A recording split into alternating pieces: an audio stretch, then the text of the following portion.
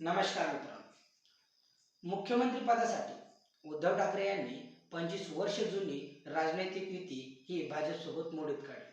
2019 मध्ये त्यांनी आघाडीसोबत जाऊन आपली मुख्यमंत्री पदाची शपथ घेतली. आघाडीमध्ये असलेले शरद पवार आणि नाना पटोले यांनी उद्धव ठाकरेंना घेऊन सत्तेत आले. 2.5 वर्षे त्यांची सत्ता चालली. 2.5 वर्षानंतर एकनाथ शिंदे यांनी बंड करून परत भाजपसोबत युती केली.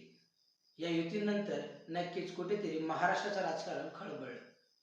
2024 लोकसभा निवडणुकीचा निकाल बघता कुठेतरी शरद पवारांना आणि नाना पटोलेंना आपला मुख्यमंत्री होऊ शकतो ही संभावना वाटत आहे. त्यामुळे त्यांनी मीडियामध्ये बोलताना आमचा मुख्यमंत्री पदाचा चेहरा हा निवडणूक निकालानंतरच घोषित करू असं सांगितलं.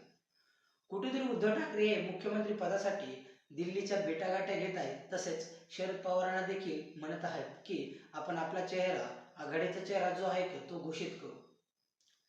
इथेच मुख्यमंत्रीपद हे 10 वर्षापासून नसलेले काँग्रेस आपल्याकडे मुख्यमंत्रीपद येईल याच आशेने बघत आहेत. त्यामुळे ते कुठेतरी आघाडीमध्ये आपला चेहरा घोषित करू नये असं हा दाखवत आहे.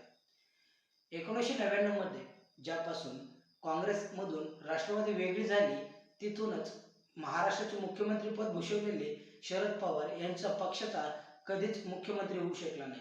त्यामुळे शरद पवारांकडे देखील एक चान्स असेल की जो नक्कीच इथे महाराष्ट्राचा मुख्यमंत्री हा शरद पवार गटातून केला जाईल. आता त्यामुळेच कुठेतरी उद्धव ठाकरे लाचार होत आहेत का?